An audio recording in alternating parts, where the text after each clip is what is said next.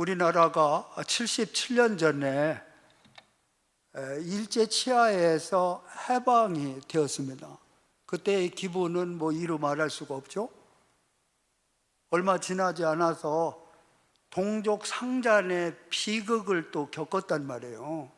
아직도 살아계신 분들이 태반이나 계십니다. 전쟁의 비극이 끝나서 그때 선거 벽보의 구호가 뭔지 압니까? 배고파 못 살겠다는 겁니다. 배고파. 그런데 하나님께서 광복의 해방의 기쁨도 주셨어요. 동족 상잔의 비극도 넘어오게 하셨어요. 그런데 지금은 일제 치하 못지않게 전쟁의 비극 못지않은 새로운 전쟁이 우리 앞에 다가오고 있고 지금 진행 중이더라는 겁니다. 여러분들도 살아오면서 우리 민족이 세대 간의 갈등, 이념 간의 논쟁, 이런 시대가 과연 있었을까 할 정도로 상당히 팽배되어 있습니다. 물론 코로나도 힘든 일이지만은 코로나는 한마음 한뜻으로 위기를 극복하면은 넘어갈 수가 있는 것입니다. 저도 코로나 확진돼서 이렇게 넘어왔는데 어느 분은 그래, 목사님 괜찮으냐? 야, 걸려보면 알아. 그거 그렇게 궁금해서 깝깝해서 그래. 빈총도 안 맞는 게 낫고 안 걸리는 게 낫지, 당연히. 에? 그런데 요즘에 흔히 서로의 소통의 부재를 어느 용어를 많이 쓰느냐 하면은 꼰대라는 용어를 씁니다. 마음에 안 들고 자기 의견에 동의가 안 되면은 저거 꼰대짓하고 있네. 그 다음에 나는 의사와 내 의견에 대해서 다른 의견을 갖게 되면은 왜 얘들 요즘에 그 싸가지가 없어? 이 세대의 소통의 부재를 한마디로 정의하면은 어느 때는 싸가지로 표현이 되고, 여기 충청도 사투리로는 이제 싹바가지라고 하는데 보통 이제 요즘엔 싸가지라고 얘기해요. 꼰대라고 이렇게 얘기를 해요. 그러면 오늘은 이 말씀을 전하고 듣는 이 장소가 어디냐? 여기는 교회라는 데는 교회라는 데는 원칙이 있어요. 정의가 있어요. 진리가 있는 것입니다. 물론 교회에도 많은 성도님들 개인의 의견이 있으시죠. 당연히 존중을 해야 되고 당연히 존중을 받아야 됩니다. 그걸 전제로 교회는 어떠한 원칙과 정의와 진리와 기준이 있느냐, 거기에 대한 모든 이 텍스트가 바로 이 성경이라는 겁니다. 성경. 자, 한번 해봐요. 성경. 그러면은 성경은 도대체 무엇이길래 정의가 되고 진리가 되고 모든 기준이 되느냐? 자, 먼저 요한계시록 1장 3절 보시면은 이렇게 소개합니다. 읽겠습니다. 시작. 이 예언의 말씀을 읽는 자와 듣는 자와 그 가운데 기록한 것을 지키는 자는 복이 있나니 때가 가까움이라. 예언의 말씀이라는 것은 성경이란 말이에요. 왜 읽어요? 지키려고 읽는 거 아니에요? 여러분 왜 들어요? 행동하려고 듣는 거예요. 응? 믿음으로 구원받는데요. 맞아요. 뭘로 보여요? 여러분의 믿음을? 야고보 사도께서는 너희가 믿음이 있느냐? 귀신도 알고 벌벌 떠는 일인데 믿음을 어떻게 증명하겠느냐? 행함이라는 겁니다. 행함. 영혼 없는 몸은 죽은 것 같이 행함이 없는 믿음은 그 자체가 죽은 거야. 말빨로 믿음 생활하는 거 아니야. 너의 정보력을 가지고 신앙생활하는 거 아니다? 이 얘기입니다 지금요. 성경을 알고 있는 것은 죄냐? 아니죠. 큰 혜택이죠. 그런데 알고 있는 대로 살지 않는 진리와 생명력 있는 말씀이 무슨 의미가 있느냐는 무슨 의미가. 독약은 절대 먹으면 안 돼요. 그런데 벌떡벌떡 먹었어요. 그거 긁기가 무슨 의미가 있어요? 보약을 먹으면 회복이 돼요? 그런데 보약을 안 먹고 버려요. 무슨 의미가 있느냐는 거예요. 하나님의 말씀, 성경의 동일한 원리라는 거예요. 디모데후서 3장 16절로 17절입니다. 시작. 모든 성경은 하나님의 감동으로 된 것으로 교훈과 책망과 바르게 함과 의로 교육하기에 유익하니 이는 하나님의 사람으로 온전하게 하며 모든 선한 일을 행할 능력을 갖추게 하려 함이라. 그럼 하나님의 사람으로 온전하게 하는 소스가 어디에 있어요? 성경에 있는 거예요. 선한 능력을 행할 수 있는 모든 소스의 근원은 하나님의 말씀에 있다라는 말씀에 기준이 어디 있느냐는 거예요. 아니, 우긴다고 되는 거 아니라니까요. 에? 내 생각 기예요. 그러나 기준이 뭔데요? 원칙이 무엇인데요? 근거가 무엇인데요? 히브리서 4장 12절로 13절 말씀 보겠습니다. 자, 우리 큰 소리로 읽습니다. 하나님의 말씀은 살아있고 활력이 있어 좌우의 날선 어떤 검보다도 예리하여 혼과 영과 및 관절과 골수를 찔러 쪼개기까지 하며 또 마음의 생각과 뜻을 판단하나니 지으신 것이 하나도 그 앞에 나타나지 않음이 없고 우리의 결산을 받으실 이에 눈앞에 만물이 벌거벗은 것 같이 드러나느니라. 그러니까 우리 하나님의 말씀은 나의 언어 구사력에 의해서 검증을 받는 것이 아니라 너의 언어 구사력이 어떤 의도에서 내 입술을 통해서 나왔느냐, 이것까지도 다 투영이 된다라는 거예요. 요즘 말의 홍수라는 거 알죠? 말빨로 현혹을 당해서도 안 되고 거기에 넘어갈 그렇게 시시한 사람들이 아니라는 겁니다.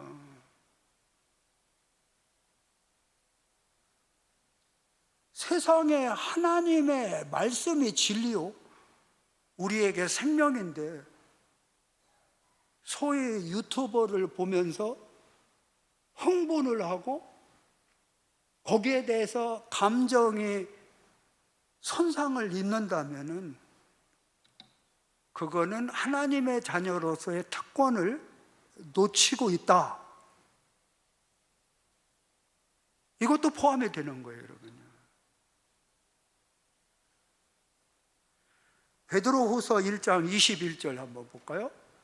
자, 베드로후서 1장 시작. 예언은 언제든지 사람의 뜻으로 낸 것이 아니요 오직 성령의 감동하심을 받은 사람들이 하나님께 받아 말한 것임이라.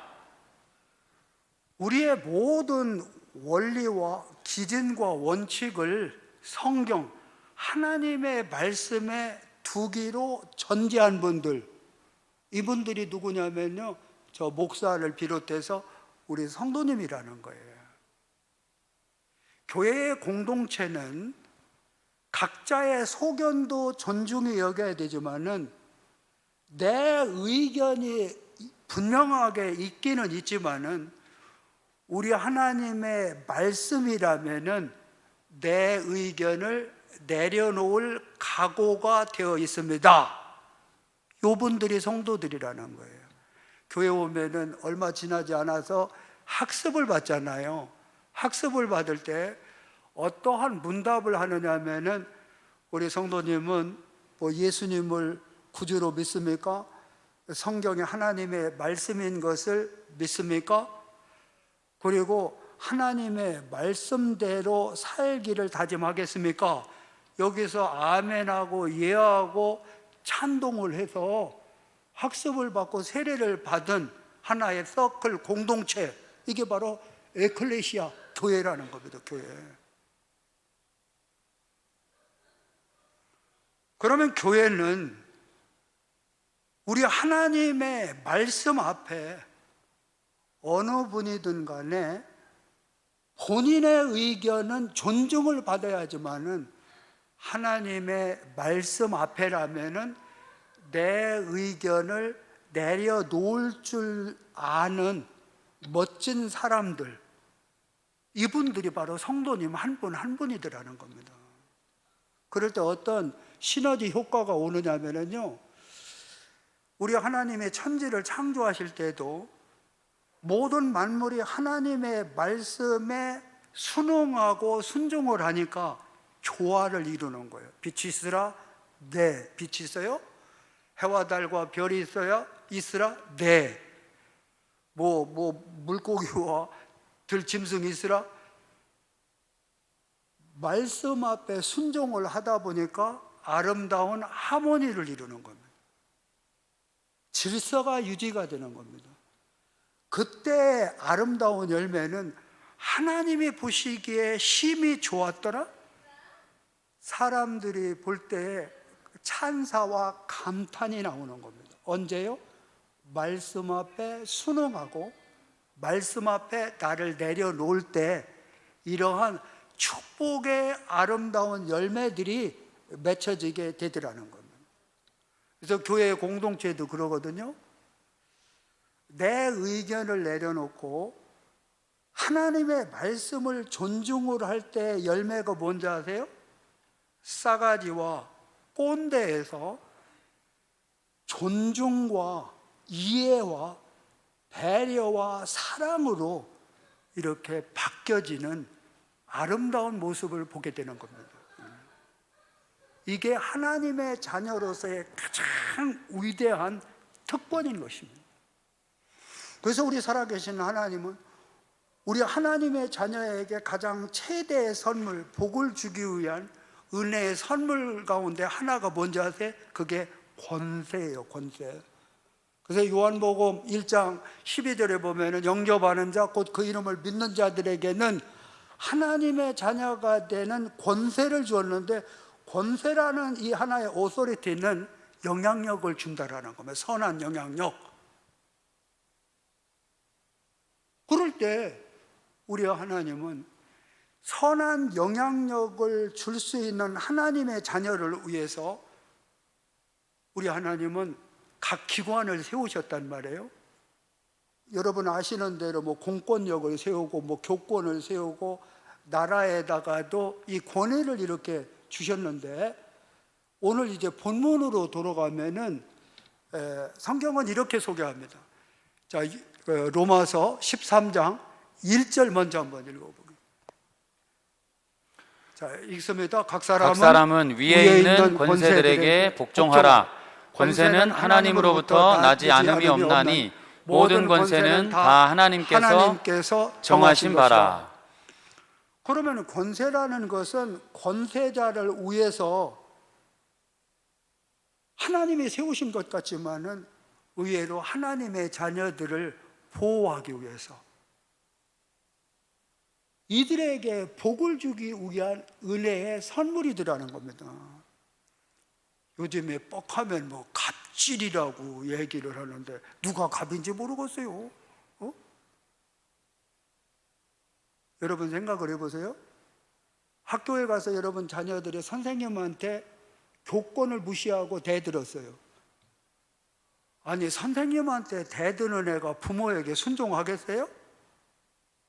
선생님의 권위를 존중하면 내 자녀가 부모의 권위도 존중해요. 결과적으로 누구를 위한 건지 아세요?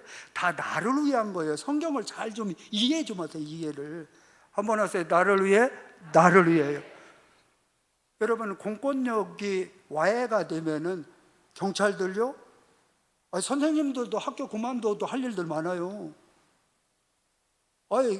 경찰관들도 언제 경찰에서 먹고 살았어요?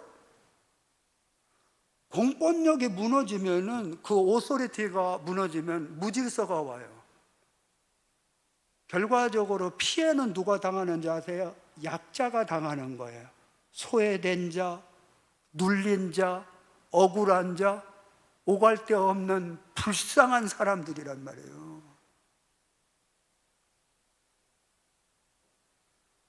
하나님께서 대통령이라는 권세자를 세웠어요. 대통령의 권위가 무너지면 결국은 누구에게 손해냐? 국민들이 손해예요. 불쌍한 우리 서민들만 죽어나는 거예요. 윤 대통령이요, 제가 한번 물어보려고 그랬어요. 대통령 그만두면 뭐 할 거냐? 아유, 목사님 아무 걱정 말라고, 나 먹고 살 거 많다고. 그분은 깎아보고 답답할 게 없어요. 우리 하나님이 대통령의 권위를 세우고, 공권력의 권위를 세우고, 조건의 권위를 세우는 모든 은혜의 수단은 결국은 누구를 위함이냐? 나를 위해요. 크게 따라해봐요. 나를 위해, 나를 위해요. 나를 위해. 그러면 여러분 생각을 해보세요. 성경의 다윗은 목동 시절에 권세 앞에 복종하는 법을 배웠어요. 그런데 지금은 내가 의리예요. 내가 언제 갑이 될지 어떻게 알아요? 그럼 다윗은 목동 시절이나 군인 시절이나 그 권위 앞에 복종하고 순종을 하니까 본인이 왕이 됐단 말이에요. 그런데 목동들도 순종하고 군사들도 백성들도 그 오소리티 앞에 단마음으로 순종을 하더라는 거예요. 이게 다 나를 위해 하는 거라니까, 나를 위해. 아니, 한꺼번에 CEO가 돼요? 직장 생활을 할 때 여러분은 말단 직원으로 들어갔으면은 그것이 끝이에요? 여러분도 CEO가 될 수도 있잖아요. 내가 지금은 부하 직원이지만은 내가 상사가 될 수 있는 확률이 언제든지 있는 거예요, 언제든지. 내가 지금 신문팔이를 하고 있어요? 그분이 대통령이 될 수 없나요? 쓰레기 더미를 더미 굽는 사람이 CEO가 될 수 없냐고요. 내가 상관 앞에 순종을 하고 권세자 앞에 단마음으로 잘 따라줄 때 우리 하나님은 뭘 들여다보느냐 하면은, 사랑하는 아들아, 사랑하는 딸아, 너도 리더십이 될 수 있어. 내가 너 훈련하고 있는 거야. 내가 너를 그 권세자로 세우는 거야. 그러면은 옛날부터 우리 학교 다닐 때 있잖아요, 하극상이라는 거 있잖아요, 하극상. 그러니까 결과적으로 하극상은 다 비참하게 되는 거예요. 예? 후배가 선배 패요? 힘없다고? 아니에요. 본인도 그러한 대접을 받을 날이 꼭 오게 되는 거예요. 우리 하나님의 자녀는 내가 무엇인가를 요구하기 이전에 하나님의 자녀로서의 오소리티로 우리 하나님이 머물게 하신 그 자리에서 하나님을 사랑하는 마음으로 역할을 잘 감당을 하는 것이 이게 최고의 복이다. 요거 힌트를 주는 거예요, 힌트를. 어디 가서 이런 얘기 하지 마라. 여러분만 알고 하여튼 가서 잘 순복하고 잘 순종. 그러면은 자, 오늘 이제 이렇습니다. 우리 하나님께서 아까 1절 읽었잖아요. 2절, 3절까지만 한번 읽겠어요. 2절, 3절 시작. 그러므로 권세를 거스르는 자는 하나님의 명을 거스름이니 거스르는 자들은 심판을 자취하리라. 다스리는 자들은 선한 일에 대하여 두려움이 되지 않고 악한 일에 대하여 되나니, 내가 권세를 두려워하지 아니하려느냐? 선을 행하라. 그리하면 그에게 칭찬을 받으리라. 그럼 하나님의 자녀들에게는 요거보다는 하나님의 자녀로서의 특권을 누려라, 그런 뜻이라는 거예요, 이게. 그러면 여러분 보세요. 이제 강론에 들어가서 우리 다시 한번 읽어보겠어요. 시작. 세상에 빛이 되게 하소서. 이거는 왜 써놓는 거예요? 성구 영신 예배 때 하나의 어떤 퍼포먼스입니까? 하나의 이벤트입니까? 그러면은 세상에 빛이 되게 해달라는 것은 선한 영향력을 줄 수 있는 자로서의 삶을 살겠습니다 라는 다짐이라는 거예요. 송구 영신 예배의 하나의 매뉴얼이 아니라는 겁니다, 여러분. 이벤트가 아니라는 겁니다. 퍼포먼스가 아니라니까요. 날마다 내가 빛의 자녀로서 살기를 원하는데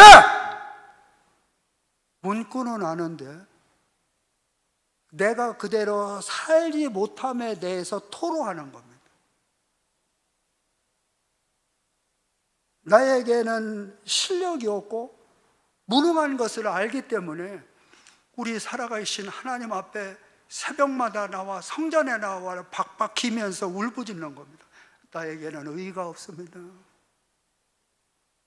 내가 빛의 자녀로서 살아야 되는데 어찌하면 좋습니까? 그래서 예수님이 필요한 것이고요. 날마다 성령께서 기름 부으시지 않으면 나는 대책이 없는 인간입니다. 그러니까 박박 끼고 기도하는 겁니다. 기도하는 거. 말씀대로 살려고 몸부림을 치는 사람의 특징이 뭔지 아세요? 겸손해요. 요구하지 않아요. 어떻게 비판을 해요? 나도 안 되는데, 나도. 우리 하나님 앞에 울부짖는 거. 자, 마태복음 5장 16절 한번 보세요. 이거 1년 12달 이 말씀을 이루기 위해서 해놓은 거 아니냐는 거예요. 시작. 이같이 너희 빛이 사람 앞에 비치게 하여 그들로 너희 착한 행실을 보고 하늘에 계신 너희 아버지께 영광을 돌리게 하라. 그럼 너희 아버지께 영광을 돌리게 하라. 여러분의 믿음 때문이라고요? 여러분의 착한 행실이라는 거예요. 믿음은 안 보여요. 믿음을 갖고 어떻게 선한 영향력을 줘요? 여러분이 은혜를 받았다면 믿음이 있다면 거기에 대한 열매가 있어야 되지 않느냐, 열매가.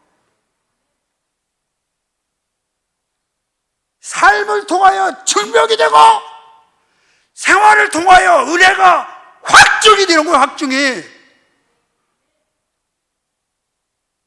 말빨로 믿음 생활하는 거예요. 말의 홍수 시대에 그것도 부족해서 나까지 물 한 바가지 거기다 갖다 부어요? 여러분이 한 말, 내가 뱉은 언어, 거기에 대해서 책임을 질 수 없다면 여러분의 논리와 여러분의 사상은 공허한 거예요, 공허한 거. 아름다운 현란한 언어들, 탄복할 논리들이 왜 무너지고 있는지 아세요? 말은 번지르르 먹게 하는 거, 번지르르. 뭐가 없어요? 삶이 없는 거예요. 은혜로 구원받아요? 맞아요. 그러면 은혜의 열매는 무엇으로 드러나는 거예요? 행동으로 드러나고 행함으로 드러나고 삶으로 당연히 드러나는 것 아니겠어요? 그래서 교회를 다니면은 우리 성도들 제일 많이 들은 얘기가 뭐예요? 저 같은 경우는 그런데요. 제가 늦게 이제 믿음 생활을 했는데 야 제철이 말이야 교회 다니더니 애가 많이 착해졌다는 얘기를 수십 년 들었어요. 야, 쟤 진짜 많이 변했네. 착해졌네. 야, 쟤 저기 어떻게 교회 그래도 계속 다니네. 선한 영향력은 행동을 통해서예요. 너 교회 다니더니 달라졌구나. 너 변화됐구나. 이게 선한 영향력이 아니겠어요, 여러분요? 목사도 강단에서 번지르르 먹여요. 유튜브를 나는 보면서 교회를 정하고 뭐 말씀이 좋고, 그 사람의 삶이 말씀대로 사느냐 안 사느냐 모니터링을 해봤어요? 검증을 해봤냐는 거예요. 그러니까 이제는 완전히 웃기는 일이, 언변만 좋으면은 인기몰이를 하려고 하는 이 안타까운 일들이 일어나는 시대. 이거를 하나님의 자녀의 권세를 가지신 여러분들께서 조금은 브레이크를 잡아줘야 할 때가 되지 않았느냐. 어? 언제 그거 들여다보고 설교 잘한다, 뭐한다. 아이고, 평론가들요, 여러분 아니어도 하실 분 많으세요. 그냥 사세요. 자, 옆에 분한테 얘기해봐요. 그냥 의도 터지지 말고 잘 조용하게 사십시오. 40. 왜 따라서 안 하죠? 사십시오. 사는 게 중요한 거예요. 디도서 2장 14절 한번 봐요. 디도서. 시작. 그가 우리를 대신하여 자신을 주심은 모든 불법에서 우리를 속량하시고 우리를 깨끗하게 하사 선한 일을 열심히 하는 자기 백성이 되게 하려 하심이라. 여러분, 선한 일을 열심히 하게 하는 것, 우리를 빛의 자녀로 샘플링으로 세우신 하나님의 의도가 있다는 거예요. 한마디로 얘기하면은 착하게 사는 거예요. 착하게. 여러분 잘 봐요. 교회를 다니시는 분들의 특징이 있어요. 기질은 다 달라요. 우락부락하기도 하고 뭐 갔다가 다 다른데 그 기질은 안 바뀌어요. 근데 그분을 이렇게 하나하나 뜯어보면요, 기질을 뜯어보면은 속에 알맹이에 들어가 보세요. 성령의 사람은 다 아주 착합니다. 착해요. 어린애같이 착해요. 착해. 근데 어느 사람은 그냥 아주 굉장히 인상도 좋으시고 성품도 좋으신 것 같은데 뜯어낼수록 속에 들어가 보면은 아닌 경우가 있어요. 우리를 하나님이 부르시는 의도는 마구제비로 다 하고 싶은 대로 사는 것이 아니고 이게 착하게 사는 거지. 우리 교회 그래서 막 여기다가 착하게 살자가 붙이고 다니고 막 붙이고 다니니까 우리 본향교회 뭐 목사는 뭐 조폭 출신이다, 뭐 해병대 뭐 어디 출신이다, 그 얘기가 아니라 성경에서 다 한 거거든요. 근데 여러분, 우리끼리 얘기하는 거 어디 가서 얘기하지 말아요. 착하게 살 때보다 행복할 때 있어요?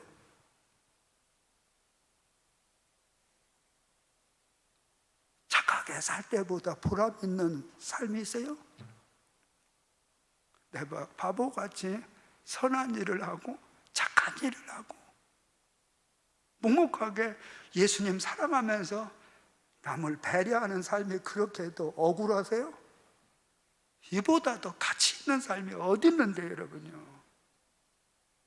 그것을 최고의 행복이라고 공통분모를 갖고 모인 하나의 공동체가 교회 아니냐는 교회는 교회다워야 되는 게 뭐예요?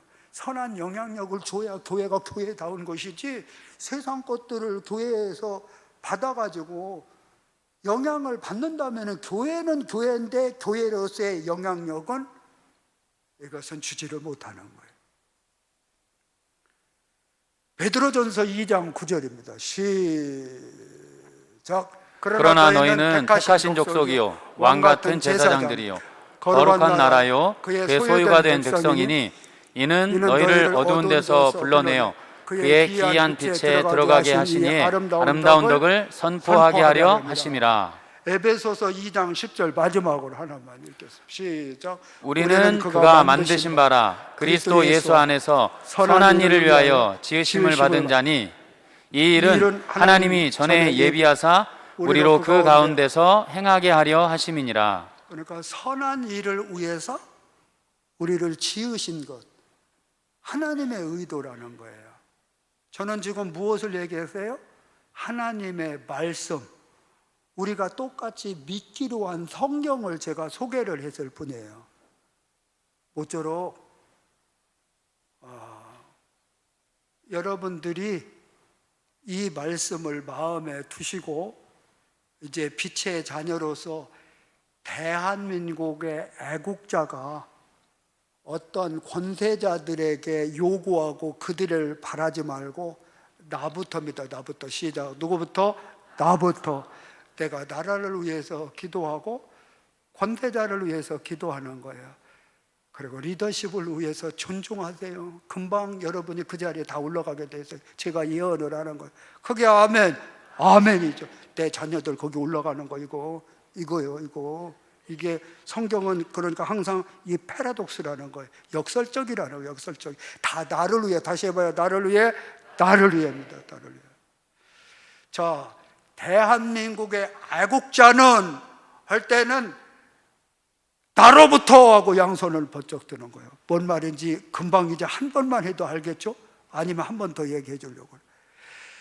대한민국의 애국자는 나로부터.